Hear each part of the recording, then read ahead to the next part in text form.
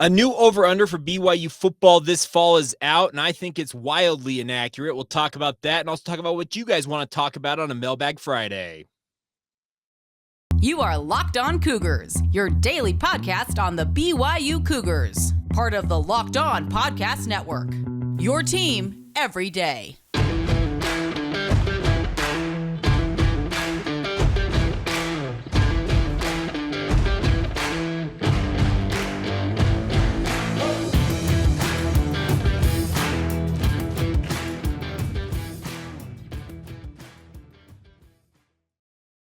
What's up, everybody? I'm Jake Hatch, your host here on Locked On Cougars, your resident BYU insider. Thank you for making Locked On Cougars your first listen of the day.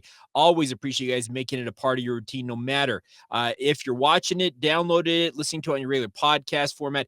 Thank you for making us a part of your routine. Thank you for being everydayers with us here on your only daily podcast focused on the BYU Cougars.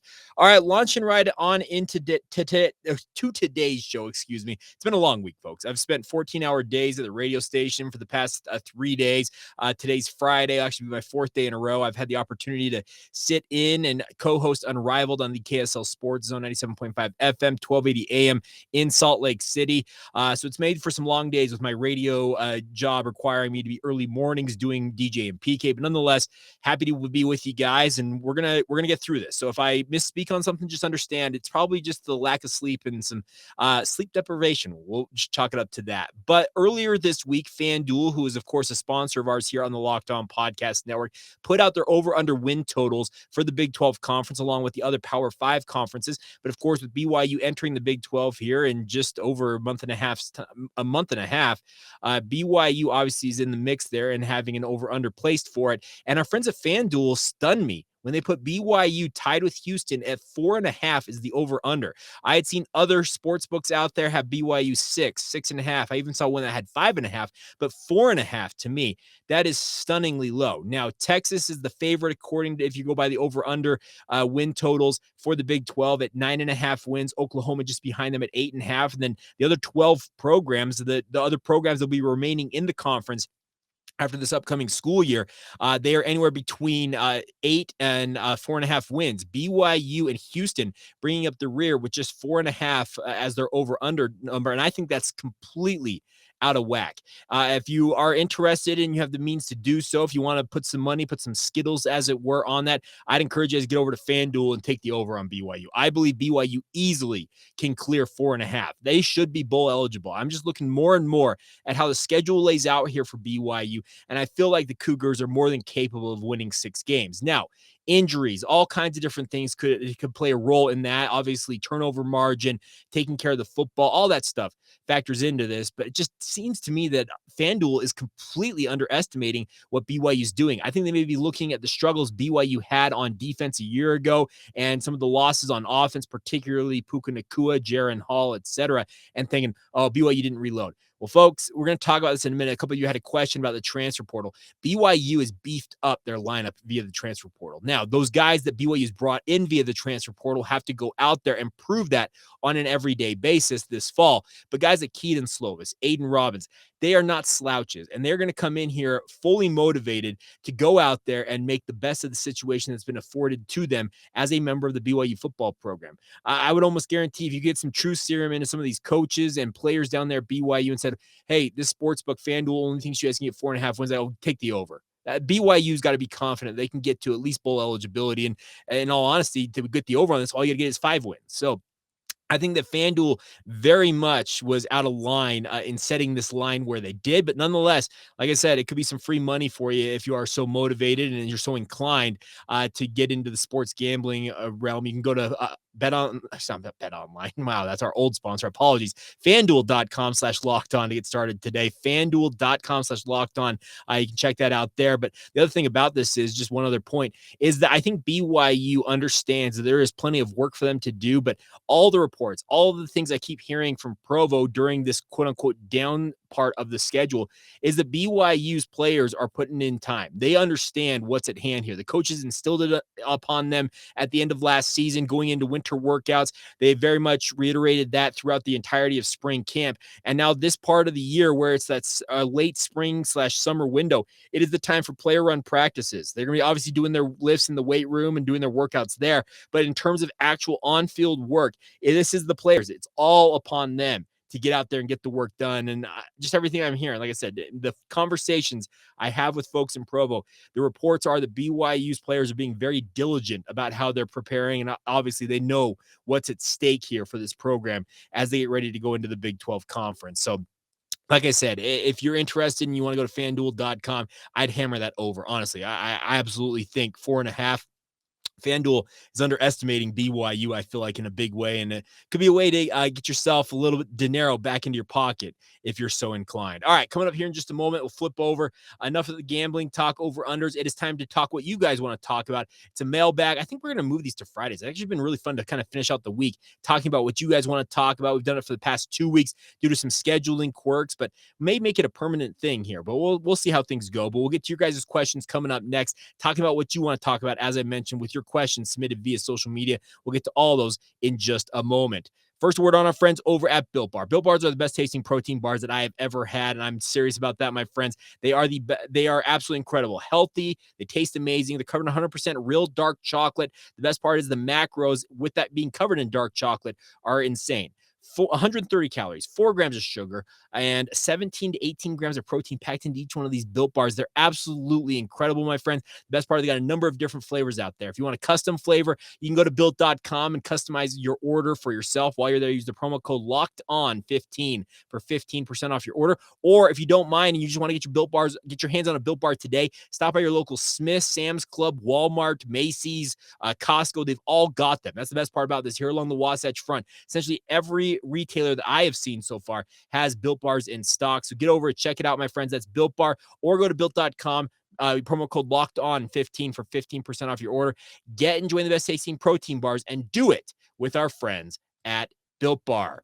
Thank you once again for making Locked On Cougars your first listen of the day. Thank you for being an everydayer right here with us on the podcast. For those of you who aren't tuned in every single day, we're going to obviously be watching what happens with BYU baseball over the weekend as they finish out their regular season. Does BYU softball punch their ticket to the NCAA tournament as well? We'll have all that for you guys on our Monday edition of the show, as well as a reaction to any other news that comes out on BYU's front. And obviously the transfer portal is still very much playing out as athletes take visits to programs. Now, I'll answer the question about that. There was one of the first questions that came in when I threw it out for mailbag questions came in from Ryan Welling. He says, Jake, any specific insight on players BYU football is still chasing in the transfer portal right now? Well, 2 of them are on visits right now. Speaking of former Colorado wide receiver Chase Sowell, he had arrived for a visit at BYU. He's got 3 years of eligibility remaining as a transfer from Colorado. He seems like more of a developmental guy versus a guy like Darius Lassiter, who I think is going to come in and play right away for BYU. But Sowell is a guy that I very much think would be kind of that 4th or probably the 5th wide receiver for BYU the second he steps on campus. But he's got skills, and I think that BYU do well to bring a guy like that in. I've talked about it multiple times on this podcast. For those of you who have been checking us out maybe for the first time, I'd encourage you to join us every single day. But all of my intel said that BYU was going to bring in between 2 and 3 wide receivers during this transfer portal period. Darius Lassiter makes 1. Could Chase Sowell make 2? We'll find out. But BYU very much interested in him if they have him on a visit to Provo right now. Also, former Utah State cornerback Johnny Carter announced that he is on a visit to BYU as well. He's taken visits to other Power 5 programs recently, but BYU's got to be thinking, if he's visiting the Cougars, he's got to at least have some interest in BYU. I think Carter would very much be in the mix at that kind of that 2 deep at minimum for BYU at cornerback. He's only got 1 year of eligibility remaining, so obviously he'd be looking to find a spot where he can play right away, but we'll find out. It's going to be very interesting to see where all things shake out. One of you asked me, and it might have been Jordan Kennard, I believe, Jordan, you DM me and asked me about Montana Lamonius Craig. You're thinking that BYU may have backed off of him a little bit. I don't know on Montana's status, honestly, right now. He's a guy that I think BYU do well to bring in as well. I think any of the wide receivers they've offered, they all seem to have skills to me that fit with what BYU is trying to do on offense. But I think it's just a kind of a luck of the draw in a way. When can you get guys here on a visit? Do they like BYU? Do they have other interests elsewhere? Are they intent on playing somewhere closer, maybe to their home? There's so many different factors in play with regards to these transfer portal deals, but it's good to see that BYU's got some guys on visits right now. I was told earlier in the week that some other wide receivers might be visiting BYU, but I've not been able to confirm that. So I don't necessarily feel super comfortable about throwing out names of guys I've heard about until I am able to really lock that down. But I do think that BYU is doing all kinds of work in the transfer portal, trying to find the best players they can. The other thing about this, and one of you, pull it up real quick. It came in via Ed. You asked, so Jake, the question was, so double check it. Jake, what is the status with BYU looking for a kicker in the transfer portal? The way I understand it is BYU essentially has been evaluating any and all kickers who pop up in the portal, but I have heard little in the way of actual, guys that are visiting BYU or anybody they might be locking in on.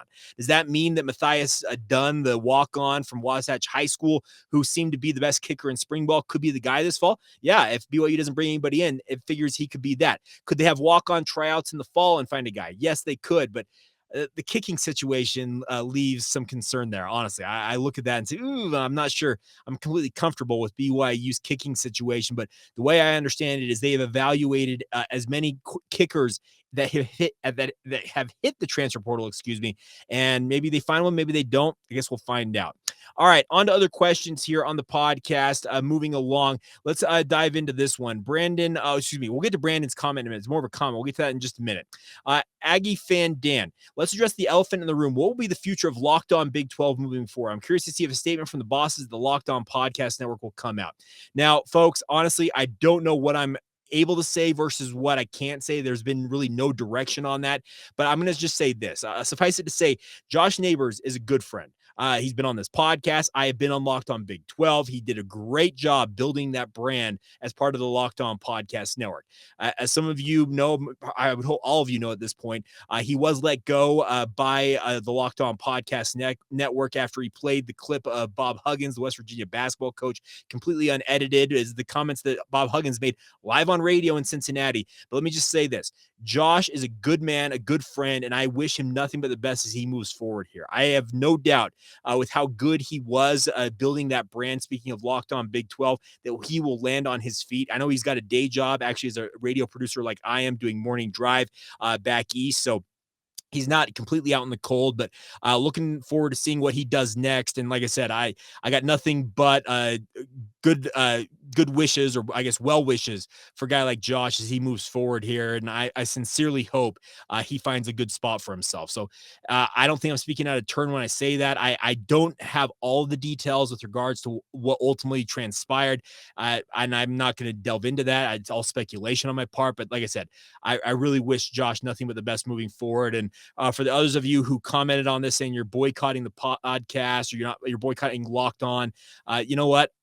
I can respect what you're saying, and if you're actually boycotting, you're not going to see this and or listen to it. But nonetheless, I hope you guys will reconsider and come back to the podcast. I don't know. I can't do this without you guys. And if you guys leave en masse, that obviously hurts the bottom line across the board. But hey, that's how things happen. So I appreciate, and let me just reiterate one more time, I appreciate all of your guys' support. It really does mean the world to me that you guys check out this podcast. Like I said, you may be upset with how Locked On handled things, but that's just how the cookie crumbled in that circumstance. And I'll just leave it there. I probably have said too much already. All right, next question up. Daniel Rigby. Is it now pretty normal for teams to lose or gain about 20 or so players to the transfer portal? This allows teams to add experienced players rather than relying on freshmen. In this environment, can we really predict how reliably how good teams will be year to year? Daniel, that's a great question. And Daniel, I don't know that necessarily you can predict it with the transfer portal cycles as they are. We're going to see a grand experiment with Colorado, obviously turning it over completely. They lost, I think, all but like one of their guys from their previous team decided to transfer out of the program, if not all of them. They have brought in something north of 70 plus players via different means into that program. Does that pay off? And if that pays off, you can guarantee other programs that a new coach takes over will absolutely take advantage of those rules as currently constituted if they're afforded that same opportunity. Now, to your point, I think 20 players, okay, that's it seems to be getting more in line with what some of these programs are dealing with. BYU has brought in, by my count, is it 14 guys via the transfer portal? Like guys that they've added to the roster. There's 14 that have been added. They've obviously lost guys as well going out of the program. So expect turnover, honestly. And I do think it will affect how you can predict how good a team is going to be. It's always been a foolhardy process to try and project, okay, this team should be this good. That to me, it just doesn't fly. It doesn't work. And so I get your point, Daniel, but it is more of the reality now. You're going to see double-digit players probably exiting and entering programs on an annual basis, and thus the NCAA and college football take pretty drastic measures to get things back under control. But I just don't see that happening either on my end. All right. Next question coming in, J Floyd 314. Our faith is strong, saying, how solid is BYU's tight end room right now? Other than Isaac Rex, what is the depth chart looking like? Sounds like somebody missed the podcast when I talked about tight ends just last week. But nonetheless, J Floyd, let's talk about that. Isaac Rex obviously looking the part once again after having all that hardware from his dislocated compound dislocated ankle. You can tell I'm tired. That he suffered against USC in 2021. He had all those metal plates and screws taken out of that ankle, and spring ball, he looked night and day different. It felt like out there. So he'll be the lead guy at tight end. I would fully expect that you'll see him take on a starring role for BYU this year. Ethan Erickson figures to be a big part of it as well. The coaches absolutely rant and rave about how good of a prospect he is. Just needs to have more sample size and an opportunity to show what he can do. And Jackson Bowers coming into the program, folks. This is a freshman that's unlike a lot of freshmen. He's going to come in and immediately challenge for playing time at tight end for BYU. He's got a college-ready body. That's the thing about this. This is not a guy you got to beef up. You've got a guy who's already got the requisite size and strength, that type of combo to get on the field right away and play for the BYU football program. And that should lend itself to giving him an opportunity early on in his career. I'd also keep an eye on guys like Anthony Olson and Nason Coleman. Both of them walk-ons to the program, but both of them fairly talented players in their own right.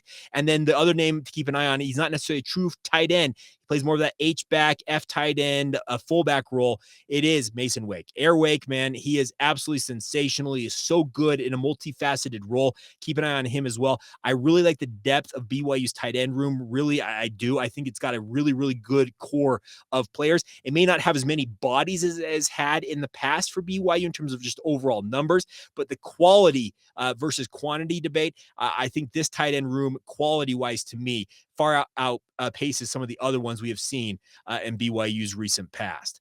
All right, next question coming in. Well, actually, we'll flip over. We'll talk about, I want to talk a little bit about what's going on with BYU basketball. There's some interesting conversations on that come in via questions. There's some questions about the Big 12, and some of you guys want to know about burgers and fries. Some of my favorites. We'll finish out today's podcast with all those as we continue on right here on Locked On Cougars.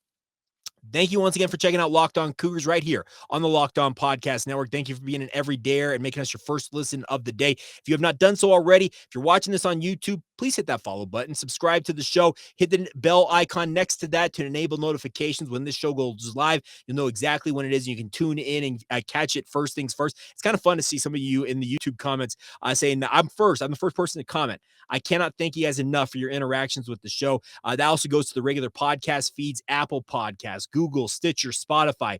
You guys are absolutely phenomenal. Amazon, by the way, also a way to listen to it, and a brand new addition to the lineup in terms of ways to consume this. We are now on SiriusXM, my friends. So check it out. Really, really cool stuff. Letting you be able to hear Locked On Cougars and the rest of the Locked On Podcast Network, literally wherever you get your audio /music /downloads, whatever it is. It's becoming essentially ubiquitous. You can find it anywhere and everywhere that you happen to need it. Please continue to subscribe, rate, review, and do all the things that help us build this audience. All right, diving right back into the mailbag here. Let's start off the next one coming in. It comes from Garrett. Outside of OU and UT, speaking of Oklahoma and Texas, which schools are the strongest with NIL in the Big 12? That is a great question, Garrett. And I think the simple answer is I don't know necessarily. I think we're going to find out as Texas and Oklahoma exit the exit the conference after this upcoming year, I think you'll really see who comes to the forefront in terms of the overall strength, top to bottom of the conference, who finishes on top versus who finishes at the bottom. NIL is going to very much reflect that. It's going to be a big part of the conversation. BYU is injecting as much capital as they can via the Royal Blue Collective, and it's not BYU doing it, it's donors outside of BYU, alumnus, and just fans like yourselves who are contributing to help with the NIL sphere. So if you want to have a direct impact on BYU's future success, NIL is a big way to do that. I'm also not discounting that Coug Connect is also part of that conversation as well. So if you guys have an interest in that stuff, it can make a real impact. It truly can. I know that it sounds kind of weird to say that you're paying this money to these people to give money to athletes.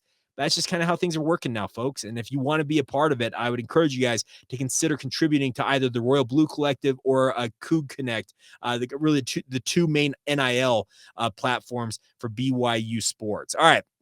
Next question coming in here. Our good friend Josh Glenn says, I recently saw that Mark Pope got a B grade after his first 4 years at BYU. Do you agree or disagree? And then he adds this. What grade would you give Kalani? What goals would you set for him if you were in Tom Holmoe's position? Great job as always. Much love from the surface of the sun, a.k.a. Arizona. Well, Josh, your name does say Royal Blue Saguaro. I think that's how you say it, Saguaro Cactus. So thank you for your support of the podcast, first off, and thank you for tuning in from the Valley of the Sun down there. The B grade for Mark Pope, I think, is fair. I would think that's probably a pretty good spot to be in. He's been at BYU for 4 years, as you mentioned. I believe it was the Athletic that did those grades. Looking back at that 2019 coaching hire group that came into college basketball together, and I think Mark Pope, a B grade, actually fits quite well. Some of you may want to push it down to more the C level, but I think you can acknowledge that he's been pretty good, at least through the first 2 years of his tenure at BYU, whereas maybe the other 2 years, not quite as good. And obviously a lot of work to be done as BYU goes into the Big 12 now on the basketball front. So I think it balances out. I think a B, maybe a B minus if I'm being technical, but I don't think a B is out of bounds on that. Now you asked what grade would you give Kalani and what goals would you set for him if you were in Tom Holmoe's position? I would say for Kalani, I'd give him a solid A minus, B plus, kind of that range right there. Are there things that can be improved upon? Absolutely. And obviously the move to move away from Elisa Tuiaki and bring in Jay Hill last year, I think is going to pay dividends for Kalani Sitake, and potentially if it pans out the way he envisions it with Jay Hill, that probably pushes his grade, speaking of Kalani, to an A status. But Tom Holmoe, in terms of goals, I just tell him, hey, build this program the right way. Give us a good foundation going into the Big 12 conference here. Give us the best opportunity to go out and win football games. That should be the goals, honestly. I know that you probably want to over-under win total. I talked about it earlier on today's show. I think BYU, the goals should be getting to bowl eligibility, getting to 6 wins, and that'd be a good spot to be. But there's still work to be done. And that's the thing about this is Kalani knows it. Tom Holmoe knows it. Anybody around the program knows exactly what they're going up against, and they will obviously be endeavoring to get better along the way here. All right, next one. Nick Chadwick, our good friend. Nick Chadwick 15 on Twitter says, any updates on increased recruiting staff? Now, Nick, I honestly have not probed around about this. I will ask around and see if I can get you an answer for it, but it's a great question because they've invested, speaking of BYU, in so many different areas. Off the field staff, trust me, there are more staffers around BYU football and BYU athletics than there ever have been. And I'm talking full-time salaried positions. They relied for so many years on student, like part-time student roles to fill some critical needs inside the football program and even in the athletic department. They have opened up new pathways and given more full-time jobs to staffers, which should in turn help BYU be more competitive. That requires obviously an added investment from BYU, and that's good to see BYU reinvesting into their programs, into their athletic department. I think it will pay off down the road for them. But I have not heard about the recruiting staff, but I also haven't asked. So I would assume there's probably been some momentum on that front. I'll dig around about this and see what I can find out for you, Nick. All right. Next question coming in here is via Dallas. Last year's defense always seemed to be playing on their heels. Frequently, linebackers stood still for several seconds after the snap before moving. I refuse to believe that the defensive talent is as poor as the defense performed last year. How much is scheme and coaching going to transform the D this year? Dallas, based on what I saw in spring ball, it's going to be a big change. BYU really tore things down on that defense and went back to the basics. Jay Hill said, you know what? That defense was broken, and I'm not speaking like they were broken physically. In some cases, they might have been, but it was more like, okay, these guys are just so mentally I guess discombobulated might be the correct term. And he said, you know what? We're going back to basics. We are starting from square one. We're tearing it all down and we're going to build them up from the ground up. And I actually really appreciate the way he went about this. I think it will pay dividends. Is it going to be a stellar defense year one in the Big 12? Maybe not. But I think there will be improvements made for BYU's defense. You mentioned the fact the linebackers seem to be playing in mud at times, kind of getting stuck reading for their keys. That's no longer the thing. Jay Hill's defense is all predicated on the defense attacking. He wants them to get out there and play with their hair on fire versus more of what BYU was a year ago, where it's more of read, and then react to what's going on. He just wants them to get out there and attack. Do your assignment, obviously, accomplish your assignment, but then go make a play.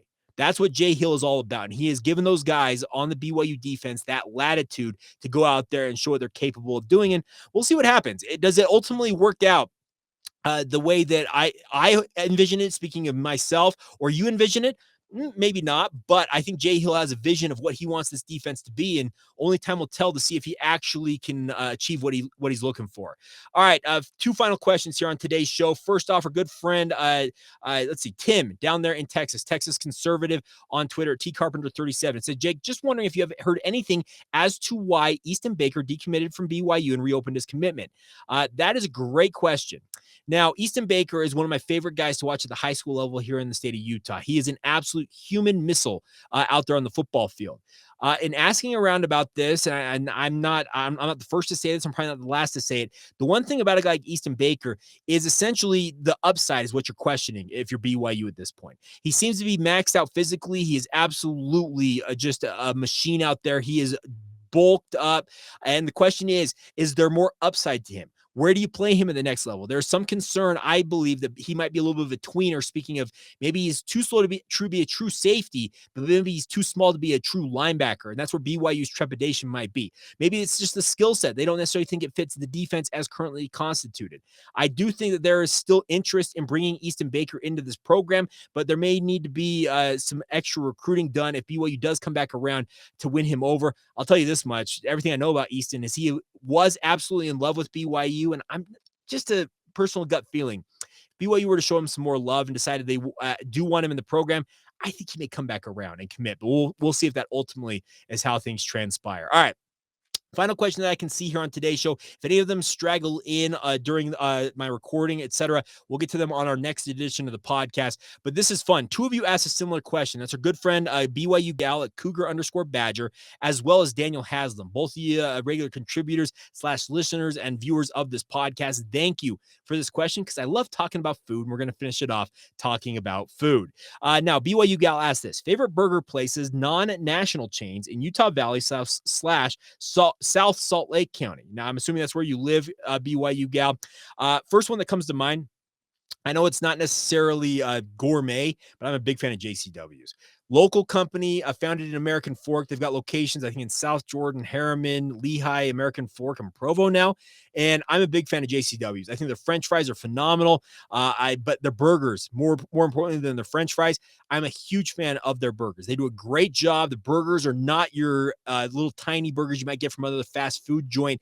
They are good-sized burgers. They will fill you up. And there's nothing better in my mind than heading down to Lavelle Edwards Stadium and stopping by that JCW's in Provo and picking up a burger on the way to LES to watch BYU football play. But there are some other ones out there, obviously. I think that if you wanted to get up into more Salt Lake proper, Lucky 13, I know it's you have to be 21 plus to get in there because it is a bar officially by Utah state law. Lucky 13's burgers are absolutely awesome. I'm a huge fan of Lucky 13. So I guess that's a couple options for you there, BYU Gal. Daniel Haslam has this best hamburger and fries in Utah. In terms of the entire state of Utah, geez, that's a great question. There is a great place. Is it Fred's down there in Manti? I think it's called Fred's. A little burger stand, a little burger joint in Manti, Utah. A lot of you may have gone to Snow College. BYU Gal, you may know this. I think you went to Snow College. Is it Fred's, I think is what they call that down there. But if you want to get up to Heber, go to Dairy King. I'm a huge fan of Dairy King. Obviously, it has the train there. If you've not been to the Dairy King in Heber, Utah, get up there and enjoy what they've got. They do a great job up there I guess they call it the Wasatch Back in a way. Maybe it's not the Wasatch Back, but it's up in that area, Park City area. It's a great spot to go. I'm a big fan of Dairy King. But folks, I'll just say this. I am a big burger and fries aficionado. It's hard to ruin it for me unless you're just going to absolutely turn my burger patty into a hockey puck. So there are great burgers across the board. If you got recommendations, I'd love to hear them. Drop them in the comments, drop them via social media to us. We'll be happy to highlight them. But there's a few answers for you guys of places that I really enjoy eating at and good burgers to boot. That's the one thing I think is kind of the premise of both y'all's questions there. All right, that's going to do it. A big thank you to all of you for your support of the podcast. It's been a busy week, but a fun week all the same. Coming up next week, I'm going to take part of the week and go on vacation, but I'm not leaving you guys high and dry. I've got a number of podcasts locked and loaded for you guys to come over the next week. Great conversations with guys from TCU like Steven Simcox, who does Locked On Horned Frogs. We're also going to go to Houston and catch up with Parker Ainsworth. I know that BYU doesn't play Houston, but we both agree that BYU and Houston at 4.5 over under is probably a little ridiculous. We talked about that. So stay tuned for those next week. And of course, any news that pops up involving BYU football, basketball, and beyond, we'll have it covered for you guys right here on your only daily podcast focused on the BYU Cougars, the Locked On Cougars podcast. So once again, thank you for making us your first listen of the day, and thank you for being an everydayer with us here on the podcast. Hope you guys have a fantastic weekend. We will reconvene on Monday, if not before then, and hope you guys are all doing well. This has been the Locked On Cougars podcast. See ya.